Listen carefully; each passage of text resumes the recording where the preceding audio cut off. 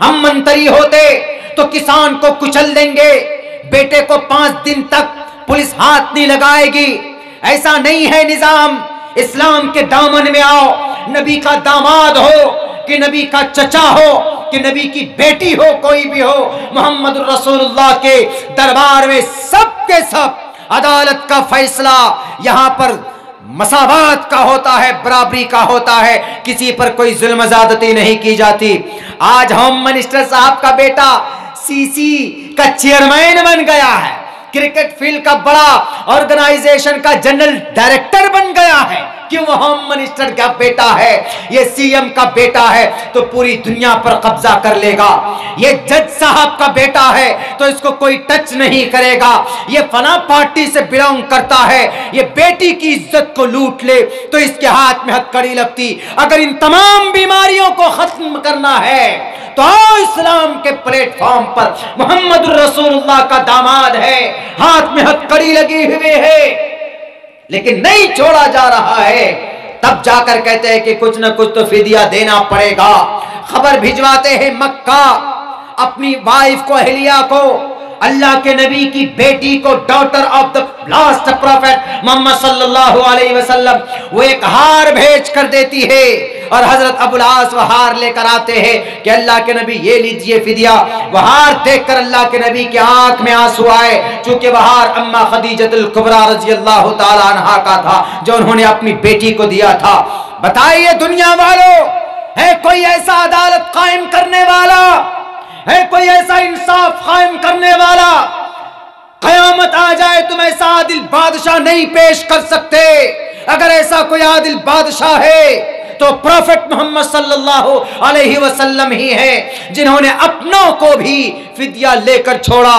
ऐसे फ्री में नहीं छोड़ दिया कि नहीं ये मेरे दामाद है तो जाओ जी, नहीं ये हमारे चचा हैं तो जाओ जी, बाकी और दूसरे मुशरिकीन कुफ्फार मक्का से फिदिया लेते नहीं।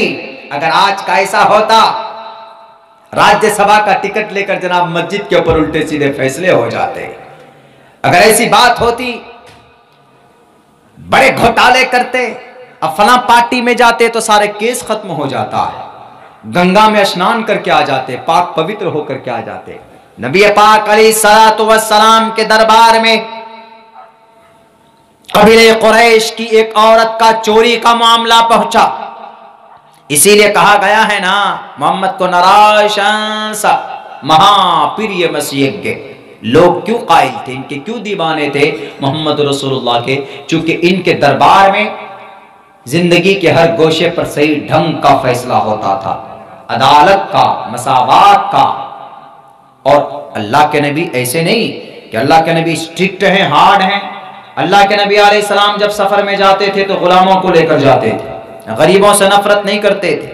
आज अगर कोई मुखिया जी होगा, अगर आज कोई बड़ा पैसा वाला होगा तो उससे दोस्ती करेंगे, उनके यहाँ की दावत मिलेगी तो फौरन जाएंगे। अगर कोई गरीब दावत करेंगे तो नहीं जाएंगे, ये गलत है। मोहम्मद अलैहिस्सलाम अगर अदना कोई गरीब आदमी, कमजोर सहाबी भी अगर दावत करते तो मोहम्मद रसूलुल्लाह खुशी होकर खुशी बखुशी उसको कबूल फरमा दो।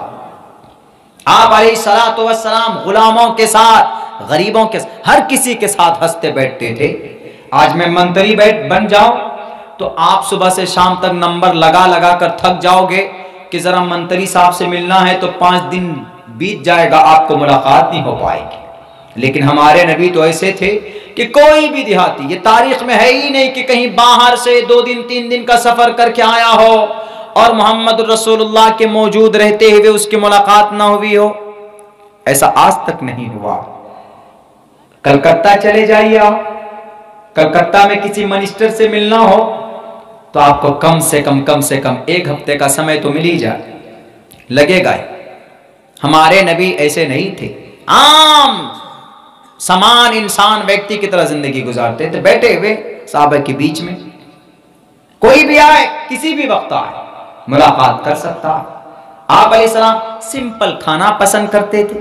आप अलैहिस्सलाम जब बात करते थे तो हंसकर, पेशानी में खंद पेशानी, हंसकर सलाम करना, जवाब देना।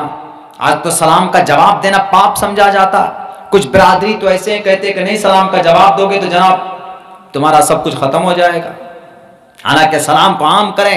अफ्शुस सलाम बैनकुम अवला अदुल्लुकुम अन अबी हुरैरा रज़ियल्लाहु तआला अन्हु क़ाल क़ाल रसूलुल्लाह सल्लल्लाहु अलैहि वसल्लम अवला अदुल्लुकुम अला शैइन इज़ा फ़अलतुम तहाब्बतुम अफ्शुस सलाम बैनकुम। मैं तुम्हें एक ऐसा नुस्खाना बता दूं कि अगर तुम उस पर अमल करोगे तो आपस में मोहब्बत करने लगोगे। सहाबा ने पूछा कि जी जरूर बता। अफ्शुस सलाम बैनकुम, सलाम को आम करो। इधर से जाओ मिल जाए सलाम अलैकुम, उधर से मिल जाए सलाम अलैकुम व रहमतुल्लाह, उधर से मिल जाए सलाम अलैकुम व रहमतुल्लाह, मोहब्बत बढ़े। आज की बात मैं बता रहा हूँ, आज की।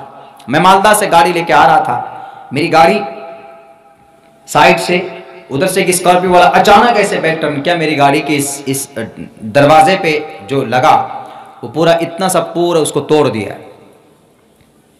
बहुत गुस्सा आया मुझे। हम गाड़ी में इतना बड़ा डंडा रखते, हमारा हाथ उस तक चला गया, हम के बाहर निकल के वो रॉन्ग साइड आके पहले तो इसको तोड़ेंगे, इसकी गाड़ी के शीशे को तोड़ेंगे, उसके बाद सामने पुलिस उसको बुला के लेके आएंगे। आज की बात बता रहा हूं, बहुत गुस्सा आया। लेकिन जैसे ही उसकी वो गाड़ी सही करके मेरे सामने आया तो सबसे पहले पता है क्या, सबसे पहले क्या बोलता? अस्सलाम वालेकुम हजरत। ड्राइवर ये बोलता। जैसे ही उसने बोला अस्सलाम वालेकुम हजरत, अस्सलाम वालेकुम शेख, अस्सलाम वालेकुम रहमतुल्लाह, जैसे ये बोला, हमने उसके गाड़ी पे जो लगे हुए जो साइन थे कुछ थे, मैं वो देखना शुरू किया। मैंने कहा ये मुस्लिम है कि हिंदू है, देखते। था हिंदू बेचारा, नॉन मुस्लिम था। बताइए उसको कैसे पता कि हजरत मौलाना शेख की गाड़ी को हमने ठोका है, गुस्से में है पूरे। अब कैसे क्या करे, वो कहीं सुना होगा, वो इसी तरह जल से माया होगा कि गुस्सा ठंडा करना है, किसी दुश्मन को अपना बनाना है तो भाई सलाम करते रहें आप कंटिन्यू, फौरन।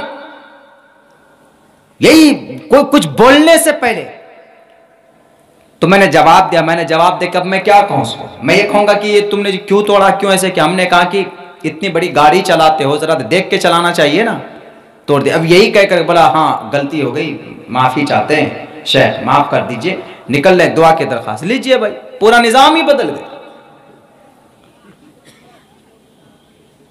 अखलाक देखिए कितना, क्या तरीका अपनाया उन्होंने। अफ्शुस सलाम बैनकुम अवला अदुल्लुकुम अला शैइन इज़ा फ़अलतुम तहाब्बतुम अफ्शुस सलाम बैनकुम। जिंदगी में इससे पहले कभी उससे मेरी मुलाकात नहीं। असर से कुछ देर बाद वहां से हम निकले, यही रास्ता भटक कर, तो उसके बाद जब उसने ऐसी हरकत की, लेकिन बताइए कितना अच्छा नबी का, कहते हैं ना नबी का तरीका, रसूलुल्लाह सल्लल्लाहु अलैहि वसल्लम के अतवार और अफ़आल जो भी अपनाएगा वो दुनिया में तो जरूर कामयाब होगा। लेकिन अगर वहीं पर वो भिड़ जाता, हम भी भिड़ जाते, बहस होती, पुलिस सामने था, वो रॉन्ग साइड में आकर लेफ्ट साइड में लिया बिना इंडिकेट दिए हुए, हमारी गाड़ी को ठोका, 5-10 हजार रुपए का चूना लगता अलग से उसका, ऊपर से ठोकाई भी होती, 1-2 थप्पड़ भी पुलिस वाला मारता उसको। आपके बंगाल का सबसे बेहतरीन निजाम है यहाँ पे ट्रैफिक का, इससे बेहतर निजाम पूरे भारत में कहीं नहीं है। मैं जाता हूं, मैं बताता हूं आपको। आपके कलकत्ता में एक ड्राइवर गाड़ी ढंग से नहीं चला पाएगा बाहर का। आपके खुद बंगाल में यह निजाम इतना अच्छा है कि जहां पर रोड अंदर के तरफ मोहल्ले में निकलते हैं तो 2-2 पुलिस वाले खड़े होते हैं। ऐसा निजाम आपको उत्तर प्रदेश में नहीं मिलेगा, बिहार में नहीं मिलेगा, उड़ीसा में नहीं मिलेगा, आप कर्नाटका में चले जाइए वहां नहीं मिलेगा, केरला सबसे डेवलपमेंट स्टेट, वहां नहीं मिलेगा ये निजाम, आपके बंगाल में। इसलिए जब मैं भी कहीं जाता हूं किसी शहर में तो मैं कहता हूं कि यहां के ट्रैफिक वालों को कलकत्ता के पुलिस आकर हाजिर करना चाहिए। ये 2-2 दिन में मार मार कर बंदर की तरह लाल कर देंगे, सिखा देंगे कि ट्रैफिक कैसे होता है, कैसे कंट्रोल होता है। तो ये ऐसा निजाम, वो तो फौरन उसके ऊपर कार्रवाई करता। लेकिन पूरा जो हमने सोचा, उसने सोचा कि गलती तो हमने की है, अब बचने का क्या तरीका है। ये एरिया तो वैसे भी यहां पर कलमा पढ़ने वालों का है, यहाँ कुछ उल्टा पुल्टा हो गया तो हम फंस जाएंगे। उसने सबसे बेहतर तरीका निकाला, मुझे देखते कहा कि अस्सलाम वालेकुम रहमतुल्लाह, गलती हो गई मौलाना, लो बात वहीं आ गई। तो ये चीज अगर हम लोग अपनी रोजमर्रा जिंदगी में इसको इंप्लीमेंट करें तो नबी पाक अलैहिस्सलातु वस्सलाम के तरीके को जो भी अपनाएगा मेरे भाइयों, मेरे साथियों, वो कामयाब होगा, इसमें कोई शक नहीं है। अवला अदुल्लुकुम अला शैइन इज़ा फ़अलतुम तहाब्बतुम अफ़शुस सलाम बैनकुम। सलाम को आम करो। जो लोग नफरत करते हैं, चिढ़ते हैं, चिढ़ने दीजिए। आप सुन्नत को, अहादीस को, कुरान के पैगाम को घर घर तक पहुंचाने की, उस पर अमल करने की कोशिश कीजिए।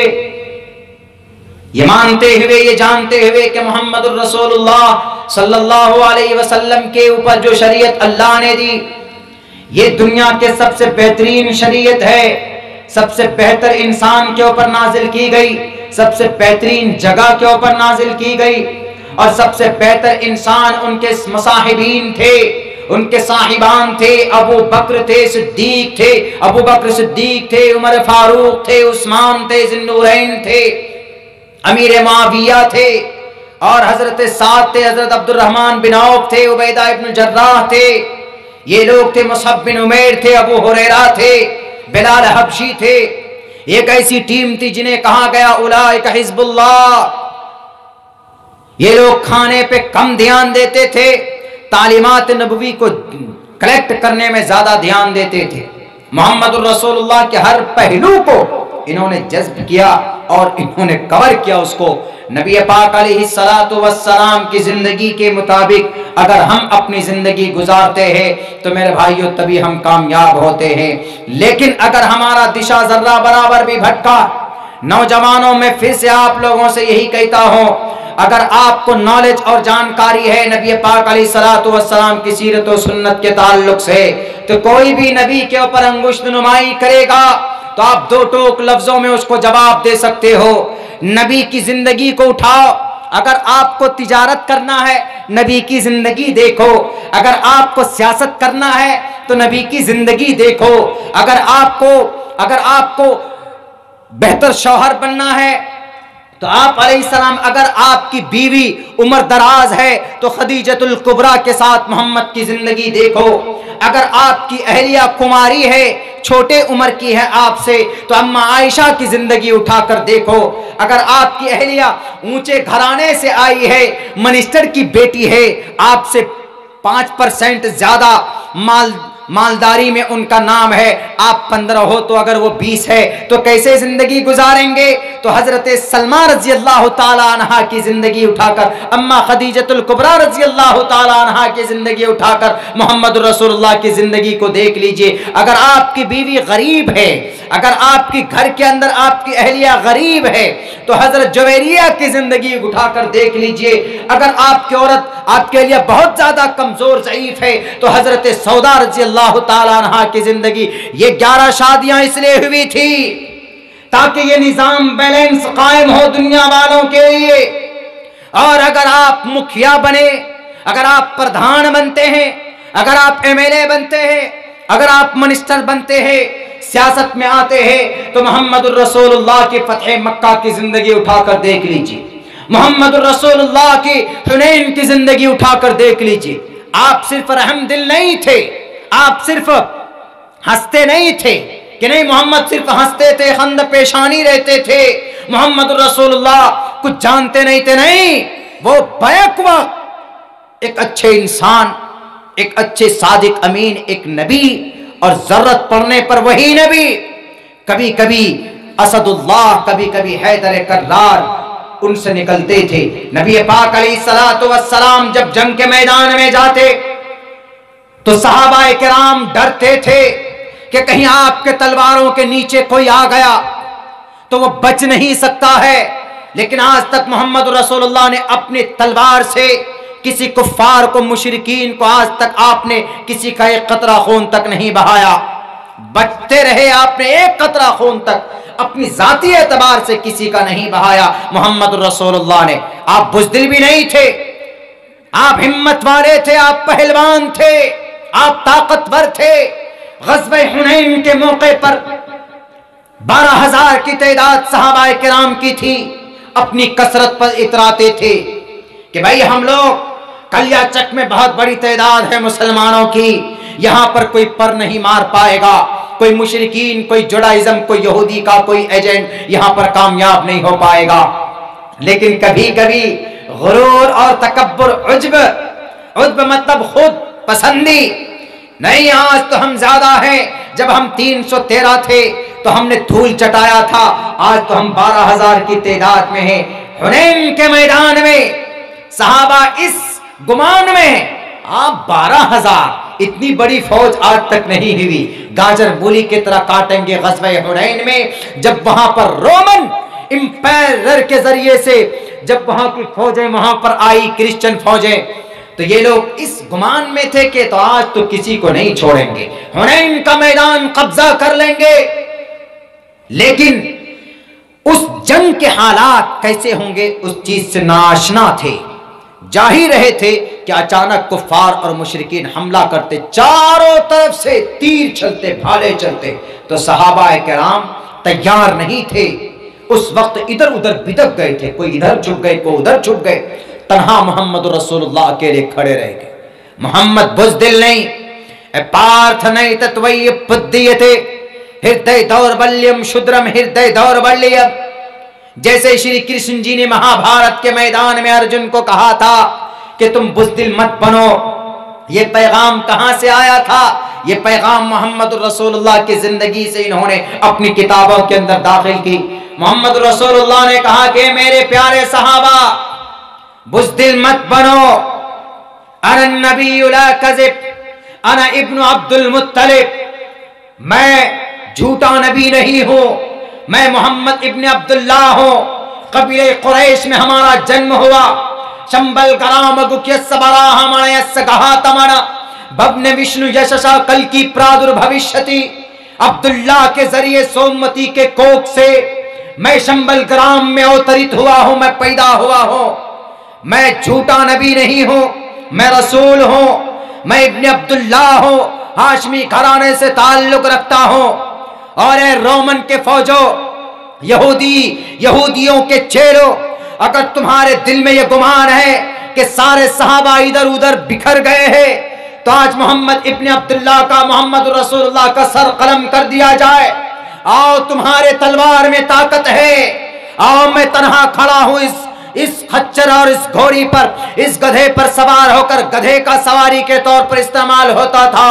मैं घोड़े पर बैठकर, मैं आनन नबी, मैं अपनी तलवार के साथ तुमसे मुकाबले के लिए मैं खड़ा हूं। अगर तेरे बाजुओं में तेरे मां ने दूध पिलाया है तो आओ मुकाबला करो मुझसे। किसी की हिम्मत नहीं हुई किसी रोमन फौजों की कि नबी के सामने आकर मुकाबला करते। जब नबी पाक अलैहिस्सलाम का ये ऐलान, ये आवाज सुनना था, जब आपकी ये ललकार थी, तो आप अलैहिस्सलातु वस्सलाम की इस ललकार को देखकर मेरे साथियों सहाबाए किराम जो डर गए थे, सहम गए थे कि आज पता नहीं क्या होगा, सब के सब जमा हो गए और फिर वो हमला किया है कि रोमन एम्पायर के 30,000 उनके फौजों को धूल चटाया और फिर हुनैन के मैदान को जीत कर लेकर आए। आप अलैहिस्सलाम बहादुर भी थे। अगर आपको बहादुरी की जरूरत है, अगर आपको कैसे दुश्मन का मुकाबला करना है, तो मोहम्मद रसूलुल्लाह की जिंदगी उठाकर देखिए। ग़ज़वे हुनैन की, फतह मक्का की, रहमो करम, छोटे बच्चों पर शफकत, भूखों को खाना खिलाना, कपड़े नहीं थे तो अपनी चादर उतार कर कपड़ा पहनाना, इनकी नबी पाक अलैहिस्सलातु वस्सलाम। इन सब चीज़ों को अगर हम आज भी अपनाएंगे तो मेरे नौजवान साथियों, मेरे मुस्लिम भाइयों, मैं यकीन के साथ कह सकता हूँ कि जो लोग बोलते हैं ना, अनाप शनाप, कभी कुछ भी बोल देते, कभी कुछ भी बोल देते, ये जानते नहीं हैं, यकीनन ये अनपढ़ हैं, गवार। मैं तो कई मरतबा चैलेंज कर चुका हूँ।